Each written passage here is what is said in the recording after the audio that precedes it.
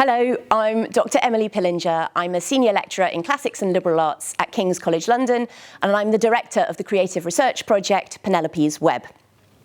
The last workshop we held was in the Jacqueline Dupré Music Building of St Hilda's College, Oxford. And there we were thinking about Homer's epic Odyssey and how that influences a new production of an opera based on one of the central characters in that epic, Penelope. This week, we've been workshopping that same piece, but in the Greenwood Theatre in London, which is a space that is explicitly devoted not so much to music performance, but to drama. And that means we've been thinking much more about how opera responds to the traditions of ancient Greek drama, and how Penelope's Web is responding not just to Homer's Odyssey, but also to the traditions of Athenian drama. This means we've made a few new changes to the piece. We have a second Penelope, who is singing the role of Penelope's shadow in the underworld. We also have two different stagings. We have the space of the underworld itself in Hades, but then we have a flashback to Ithaca. And in Ithaca, we also have the introduction of a new chorus. And the chorus is obviously a fundamental part of ancient Greek drama, which we've been thinking about a lot, as well as a fundamental part of opera. The chorus this time is played by the choir of King's College London, who have introduced not just a new voice to Penelope's enslaved maidservants in the palace, but also introduce in a harrowing turn the suitors who are pursuing Penelope, but also turn their attentions to those enslaved maidservants. This week, we've had the opportunity not just to develop the production and the opera itself that Cheryl and Jeanne are working on, but also to talk to the performers who are involved in this creative process and who themselves are contributing to the work by their own interpretation of Penelope's voice and body and through the other characters involved in her story. So we've heard from the two singers singing Penelope and Penelope's shadow, and we've heard from representatives from the chorus, the choir of King's College London, about their experience of moving from being choristers to being actors on stage. In all the interviews that we have done, what has become clear is how fascinating Penelope is as a character for us to explore questions. She is, in some ways, quite a passive character, but one who carefully crafts her narrative. And in the process, that allows us to think through our own existence and our own ways of relating to the world outside through drama and creativity.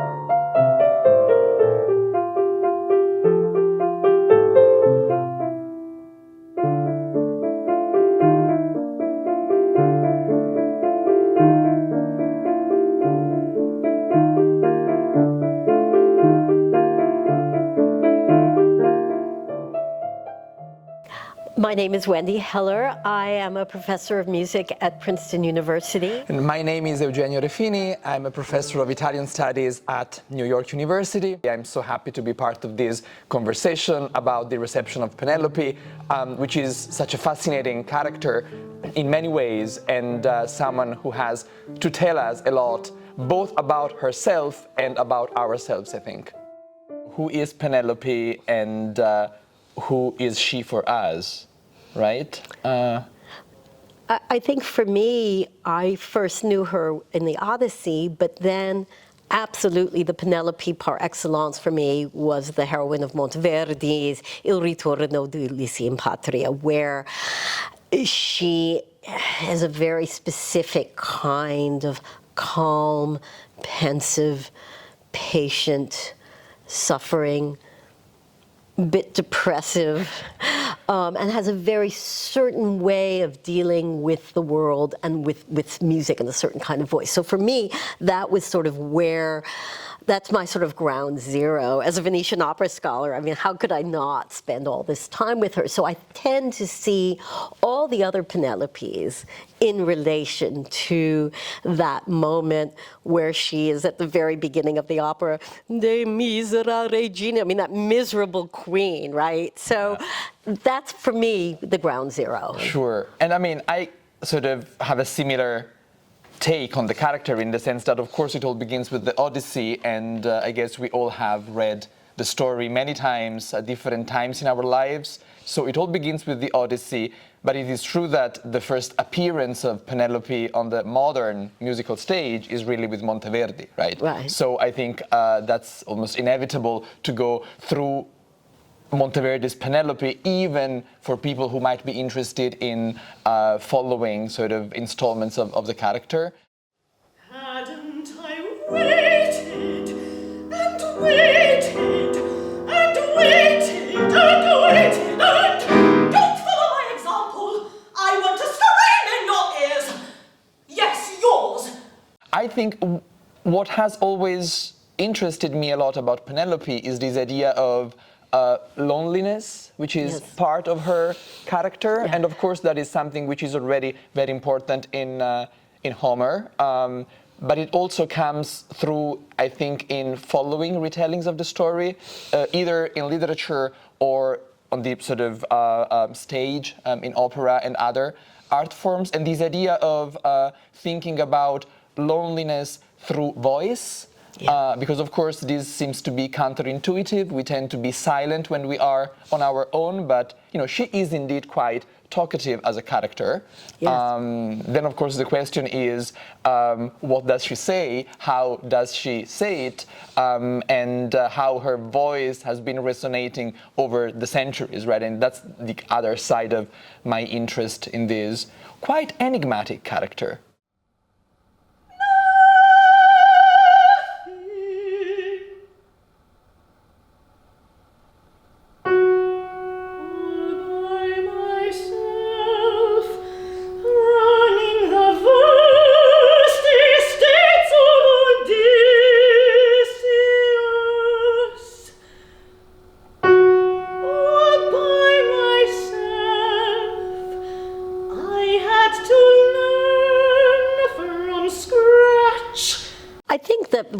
One of the things that fascinates me is the extent to which she is such an unlikely heroine. I mean, heroines are, they're angry, they are, you know, abandoned. They are, well, she is abandoned, but they are abandoned in torturous circumstances, not left in their home. They are suffering. They, you know, Andromeda is tied up. I mean, all these horrible things. You know, Alcestis goes to the underworld for. I mean, women go through all these things, and Penelope sits home and waits for 20 years. So if you're thinking, I want to write a drama, I want to write a really exciting drama, you know, say, I'm going to pick a woman who sits home and waits for 20 years. That is not the first thing you're going to do. So, I mean, I guess what's interesting then is what does that do, the drama? It forces us, I think, this idea of loneliness that you mentioned, it forces us into that sense of her interiority. We get to know more about who she is inside somehow because, you know, she reacts to the women around her, she reacts to the suitors, she really reacts to Telemachus, you know, she goes upstairs, go upstairs and cry, and she goes upstairs and cries, you know.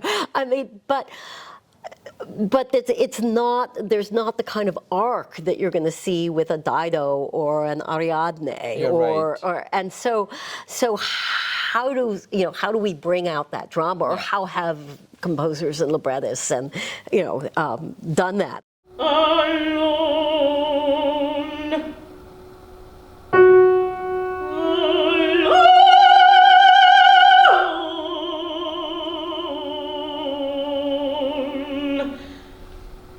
Without friends or allies, just a maid's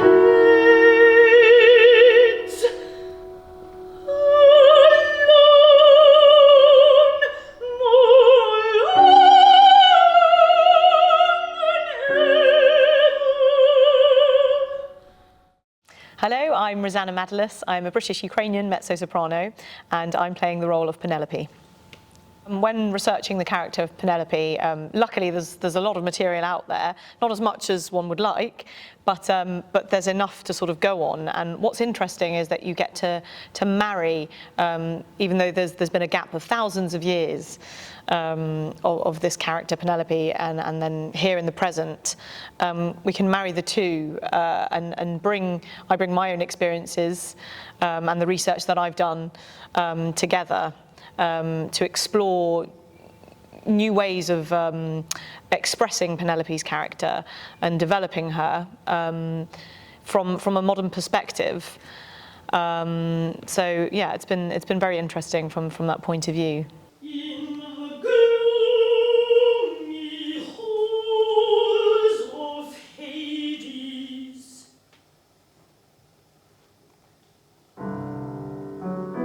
asphodel,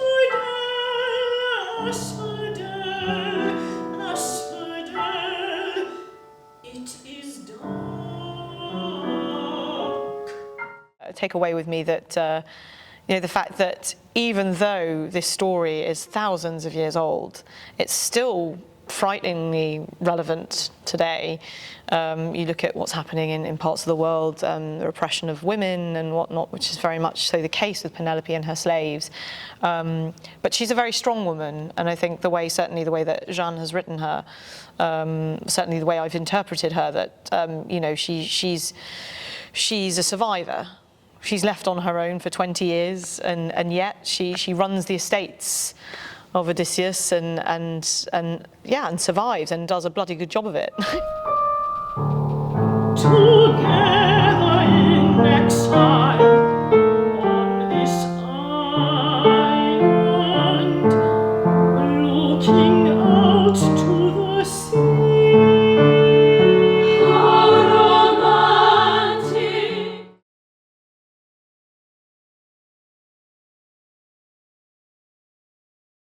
My name is Dr. Lucy Jackson, and I am an Associate Professor of Ancient Greek Literature at Durham University. I spend a lot of my time thinking about and working with ancient Greek dramatic texts and trying to understand how they came to life, how they are put on stage in both the ancient world and in the modern world as well. In Penelope's Web, one of the most rewarding things has been working with different communities, different singers taking on the same role as the role develops. So we have people's voices, people's bodies, and the communities of musicians influencing each separate performance.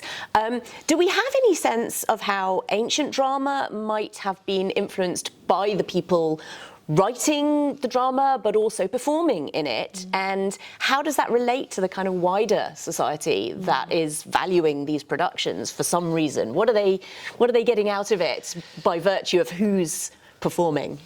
Well, we know a great deal more about actors than we do about choruses in this respect. So we absolutely know that certain playwrights will have written parts with specific actors in mind, certainly as we move through the 5th century into the 4th century BCE. Actors were incredibly well known, they were very well paid, they had a huge amount of soft cultural power as well. Some actors even acted as diplomats on missions between different city-states. So in that sense, you would definitely have a playwright writing a part for someone and to show off their full range. Now that I'm dead, I know everything. Now that I'm dead, I know everything.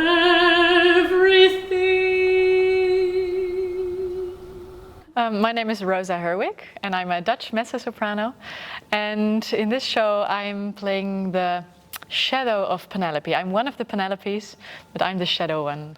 It's really interesting for me to play the shadow side of the Penelope, because I'm only there when she's in the underworld.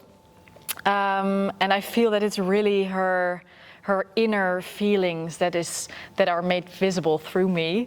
So it's really interesting for me to see, like, oh, what are the things she's really feeling or maybe not showing directly, and then through the vision of the shadow, you can see all the underlying emotions and thoughts and what's happening in her head, which I find very interesting to play. Pretty white flowers, asphodel, but after a while, asphodel.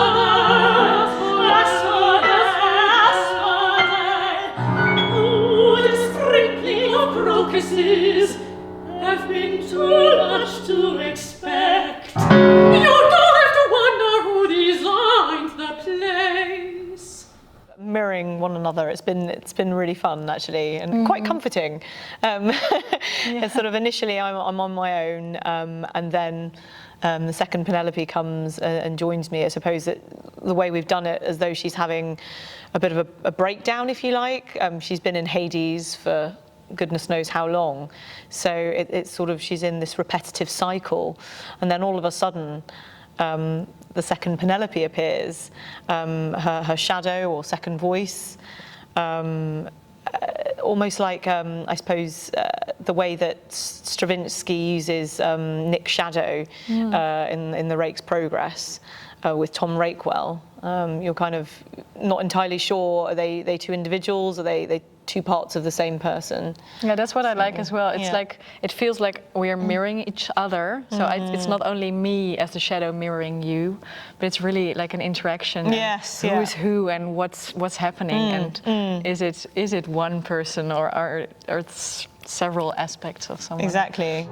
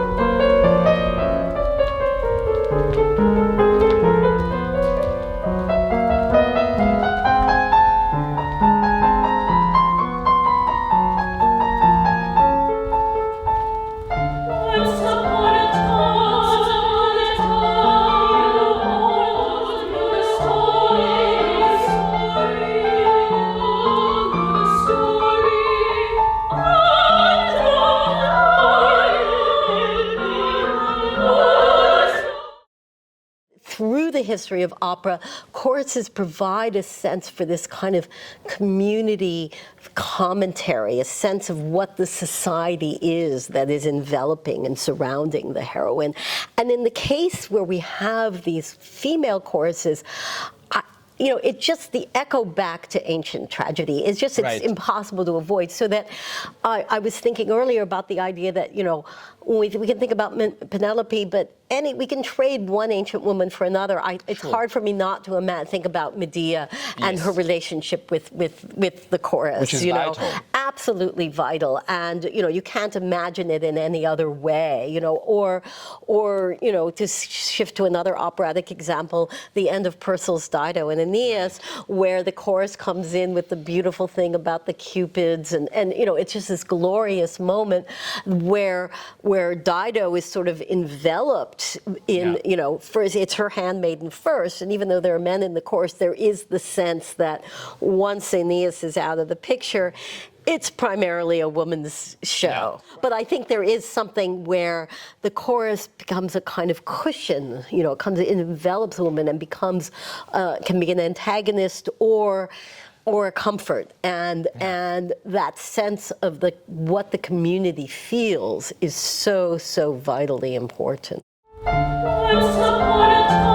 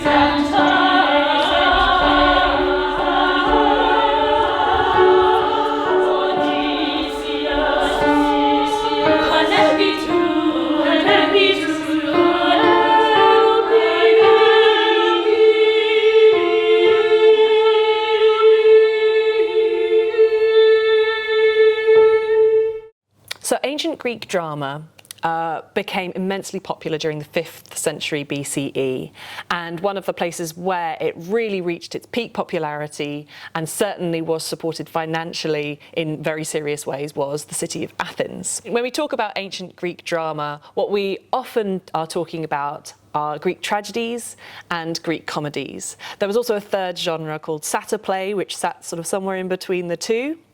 But something that all three genres of drama share is that they always had a chorus. A chorus was different from a choir that we might recognise today. In ancient Greek drama, a chorus consisted of a large number of people, anywhere between 12 to 15, for drama anyway, and they were always male performers, but they played a wide variety of characters. So in tragedy, quite often you have choruses that are women. So the fictional identities, they could be enslaved women, foreign women, local women of the place, and they are always present on stage, usually. They very rarely go off stage, sometimes they do. And they just intersperse the action with conversation with the main actors, with reflections, thoughts, and we mustn't forget sometimes physical interventions as well. They are very much a character that's part of this drama. Let's weave away, let's weave away, weave away, away from the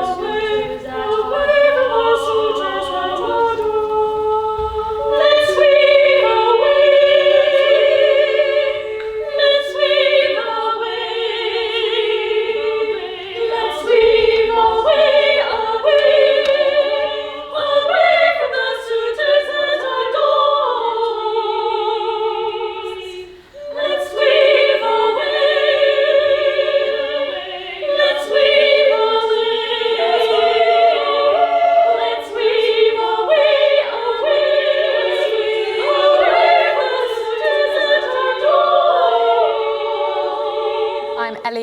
I'm in the first year of a philosophy, politics and law degree at King's, and I'm also an avid member of the choir. I spend most of my spare time singing. I'm a soprano, and the choir is a massive part of my life. My name's Lucy. I'm a pharmacy student. I'm first year at King's. I'm also a mature student, and I previously studied music. So I've got a music degree, and before studying music, I also did an A-level in classics. So this project particularly ties in really nicely with things that I particularly enjoy. I've always loved ancient Greek mythology. I particularly enjoy the Odyssey, which I studied in my classics A-level. Over the past kind of 10 years or so, it's been mostly just choral-based stuff, and it's been really nice to get back into some theatrical stuff. I did a lot of opera and musical theatre during my degree. What has been most enjoyable is the process, the creative process. So I did not realise before about how much we had to do as part of the chorus, and how important each individual is when they are singing and in sort of every move. And you give us lots of creative license to improvise a bit in between with our bodies, and I didn't realise that would be such a big part of the process before, so that's been really cool.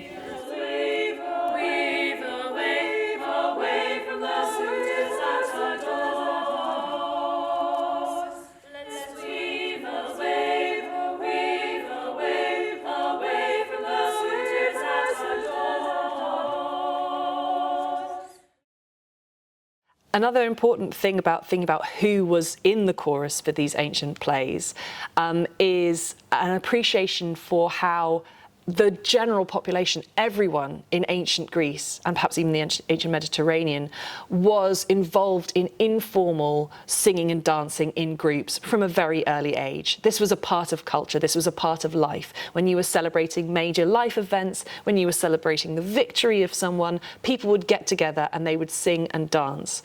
So for ordinary people in the street, you would already have some kind of muscle memory, some kind of sense, some kind of cultural memory of the kinds of songs, the kinds of moves that you might do in unison with others. And that's something that can feel perhaps quite alien to us today, although there are a few isolated instances where if you hear a certain set of notes, you're like, aha, it's the Macarena, I know how to dance that one.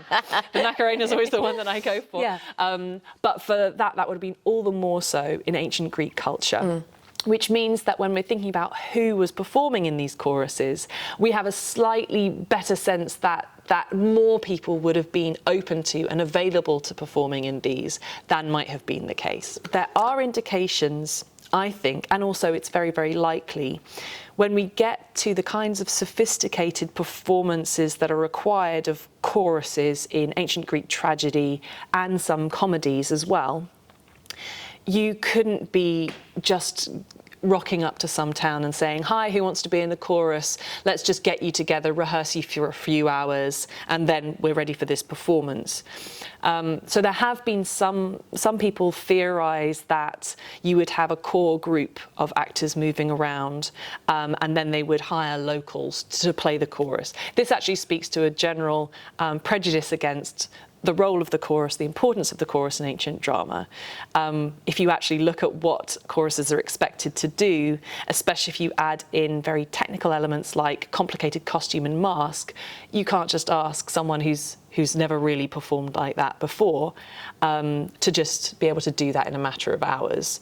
So it's very likely that actually we had semi-professional choral performers who were able to learn dance moves very quickly, who had a repertoire of music in their minds. There is also some small amount of evidence for there being sort of famous training centres for choral performers, or particular places where you were likely to find a good set of performers who could do different choruses. And certainly we know of professional chorus trainers. They have a special name, the chorodidaskaloi. And so if you were looking to kind of mount a production, you'd want to get one of these really good people who would have a network and know the kinds of people who would be good in this particular chorus.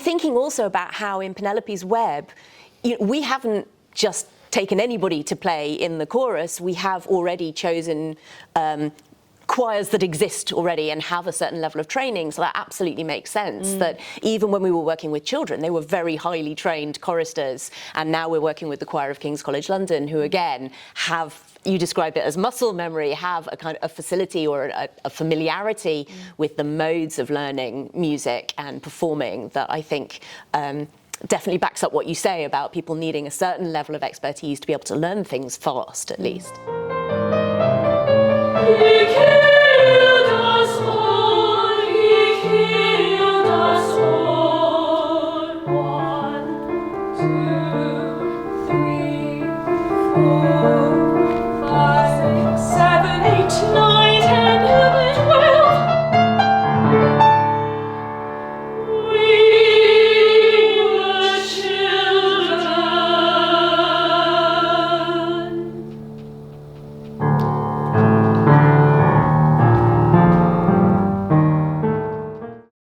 So rhythm was something that was incredibly important for ancient Greek drama, and is something that we can get a sense of from the texts themselves. We get a sense of the kinds of rhythms that were used and how they change at certain key points in the drama. When we think about the chorus in particular, both individual characters and choruses would sing regularly throughout the plays, but choral odes in particular, when they would sing songs, have these immensely varied, extremely complicated kind of rhythmic patterns. And something that I think is quite remarkable is that we have no single choral song from any tragedy that exactly replicates another in terms of its rhythm. All of these odes are completely unique in how they marry kind of short and long syllables together. Sometimes you really want to be able to interpret these different rhythms sort of very clearly. So the entry of the chorus in the Bacchae, for example, is sometimes thought to be like, oh, well, they're maenads, so they must be completely wild and out of control. But when we look at the rhythm, it's actually something that's quite stately. It's a asias, apogas, hieront mepsas, etc. And it's this very kind of slow, stately thing that tells us something about their character.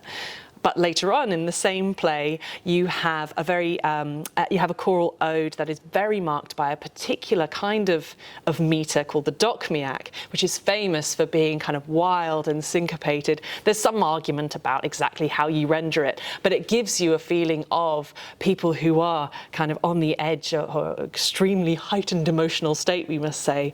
So a lot of syncopation there. Etc. And that can really give you another sense of the musicality of the language, even when we don't have the music itself.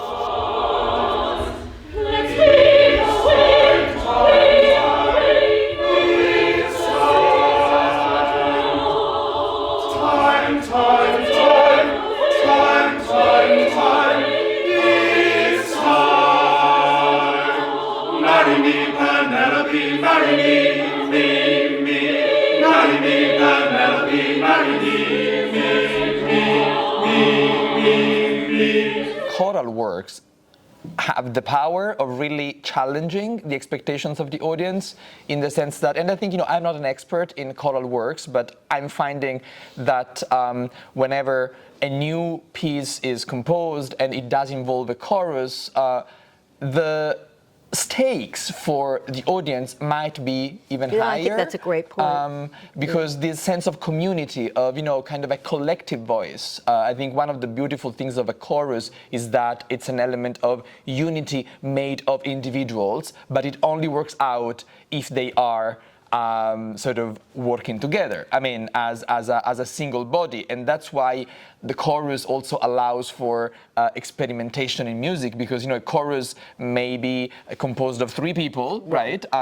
We might have 3 witches, or we could have 30 witches, right. And there are sort of different stakes there too, and the sense of collectivity which gets to be conveyed by the chorus, I think invites the audience to think about the very notion of what it means to be part of a group, right. Which of course, these days, in many different ways, is such an urgent question. Yeah.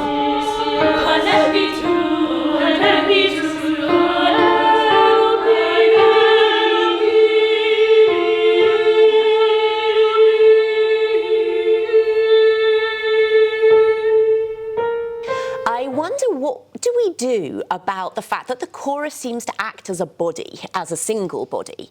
And do you feel like we get a sense of the feelings of the chorus as individuals, or is it more as a kind of community that we get to learn about them? This is one of the reasons why I find the chorus just perennially fascinating, because they exist in this in-between, maybe not even in-between, but existing as 2 things are true at the same time. They are this one collective body. They don't have, usually, they don't have any kind of distinct identities and as individuals.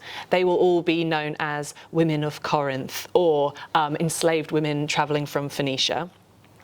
And yet, when you look at a group of people, it's very obvious that there are individuals there.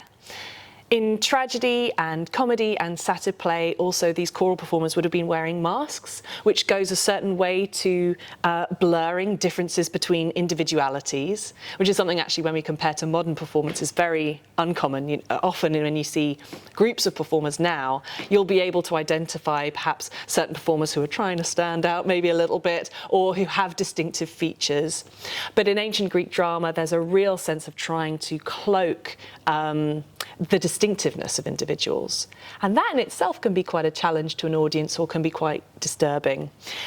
On the other hand, we do have in the texts of the plays clear indications when individuals will have been standing out from the group, or when the group will have divided into 2 or maybe even 3 groups as well. So we always have this potential, a kind of ongoing tension, which I think is very productive and exciting, of a group that is a multiplicity of people, but still kind of can be one at the same time. And I think in a way there's a very nice analogue with the individual themselves, that we like to think of ourselves as a single entity, but actually we are a composite of multiple thoughts, feelings, often contradictory at the same time. And how do we reconcile those contradictions within ourselves, the chorus kind of acts as like a larger version of that, and we get to engage with that kind of tension physically there on stage.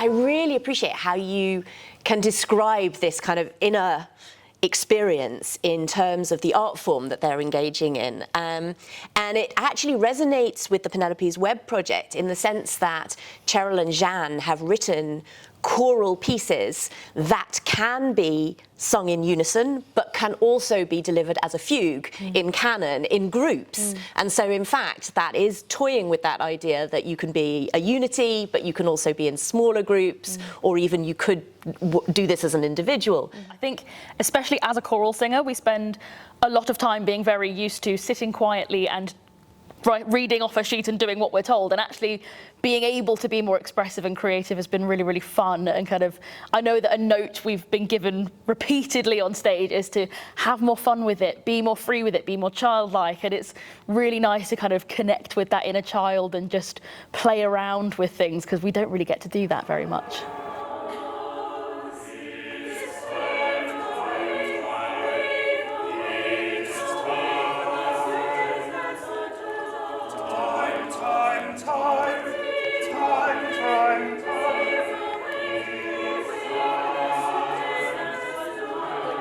Our evidence is limited in terms of what the chorus were actually doing on stage.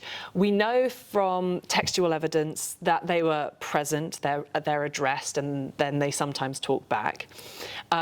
But we have very, very little sense actually about how they were used. And I think that really points to one of the challenges of the chorus and the strengths potentially. We see this in modern productions, that it's really very much up to the director and the designer, the movement director or choreographer, how they utilize this kind of moving, almost part of the set design can be.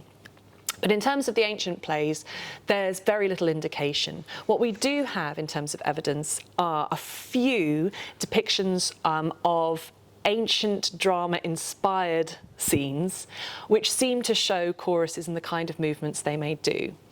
So there's one very famous vase which shows very clearly regimented choral group, all doing very similar movements at the same time. They kind of got their arms raised as if they're trying to raise a spirit from the dead. So that speaks to unison movement. That's a very likely thing that the choruses were engaged in. But then we also have a fascinating fragment of a vase that was actually found in modern-day Ukraine, which shows a chorus performing as a group of women, of maenads, where they're all doing very much their own thing. They're all kind of engaged in very different movements, these wild movements.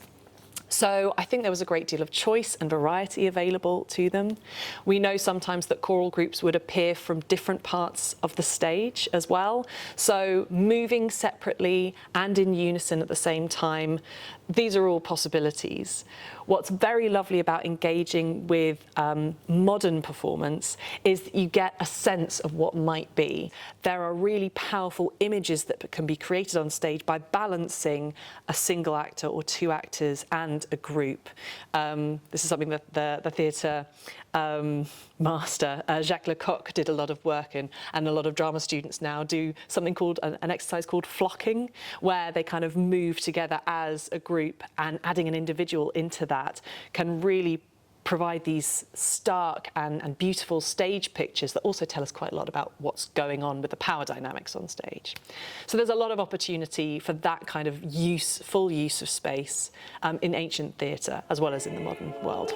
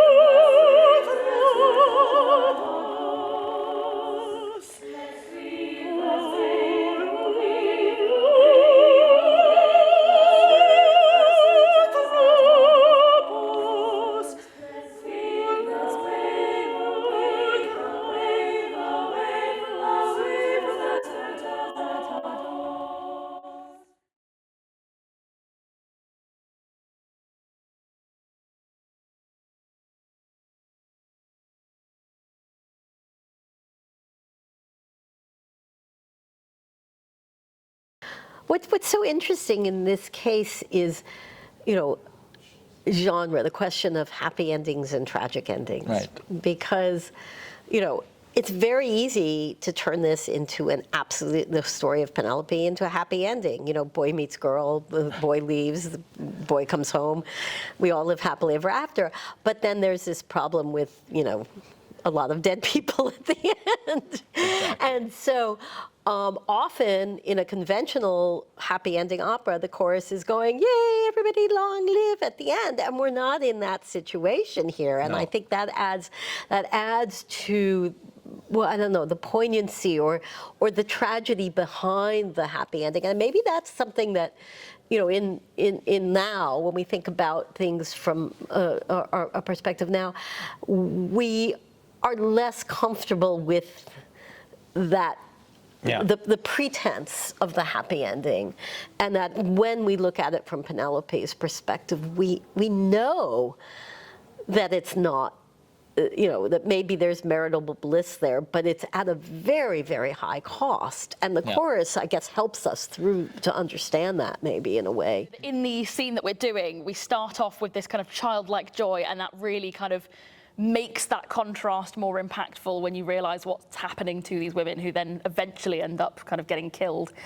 And it's been really, really interesting to think about how the character feels, because I know for a lot of us, as I was saying about our direction being to be more free, do this, do that, like it's not something that necessarily comes naturally to us in an age where we're all very kind of conscious of appearance and, you know, being filmed with cameras and things like that, things that people would not have experienced at the time, and thinking, actually, I'm here kind of feeling a little bit rigid and a little bit awkward, but my character wouldn't have. And kind of embracing that and being that it's really, really, really good fun. I think, I mean, there's two sides to this child character, because at the beginning they're so innocent, they're happy, and that involves just singing and enjoying what you're doing and being immersed in the music, I guess, for me. Which once you really just relax into it, it comes naturally. And then there's the darker side, which comes later, which is definitely not a child anymore. And that massively resonates with me because of the oppression that women have in this society. Like 1 in 4 have experienced domestic violence.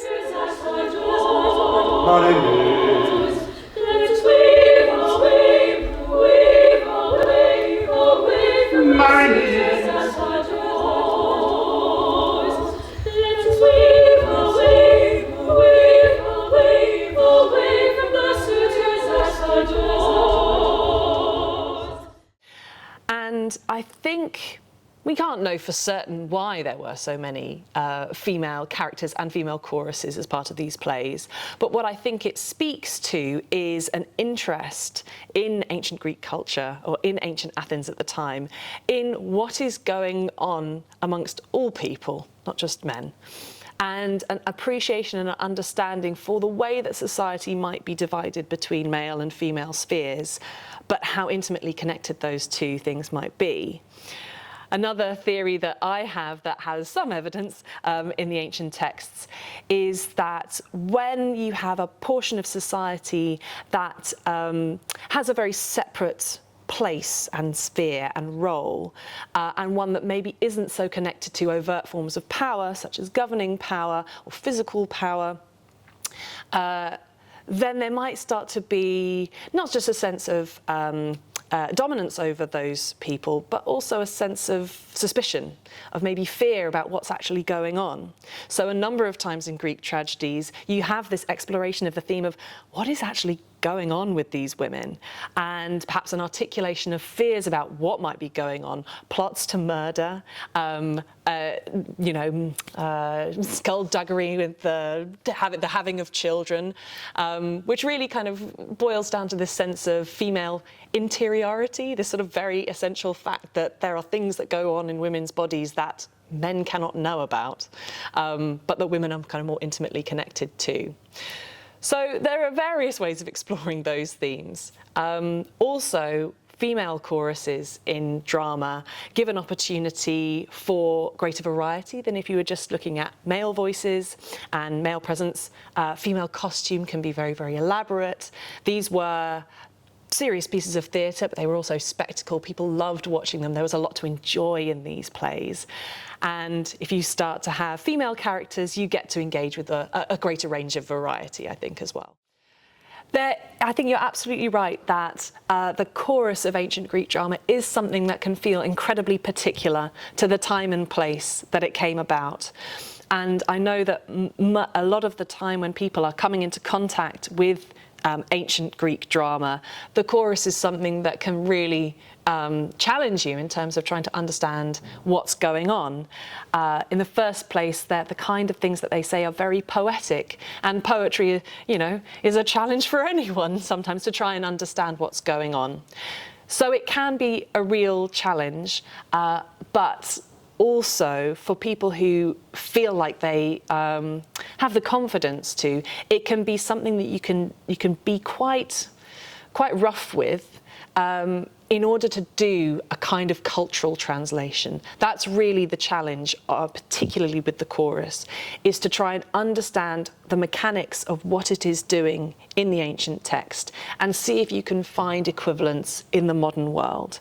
Let's weave, let's weave, let's weave away,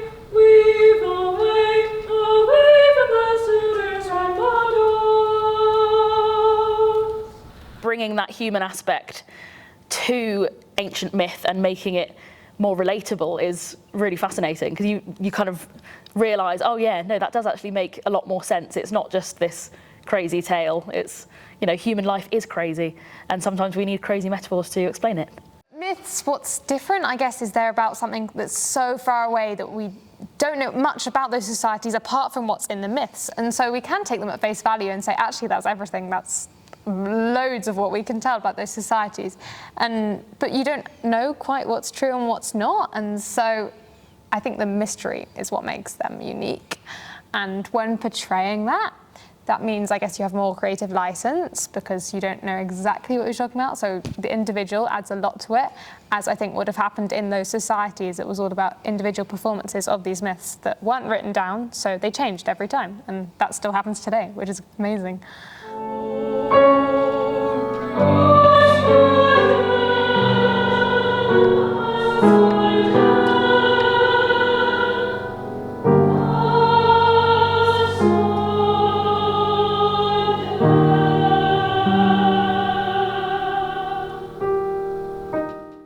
For me, it was so nice to look into Penelope's story, because in school I learned about the Odyssey, and it was very focused on his journey and what Odysseus did.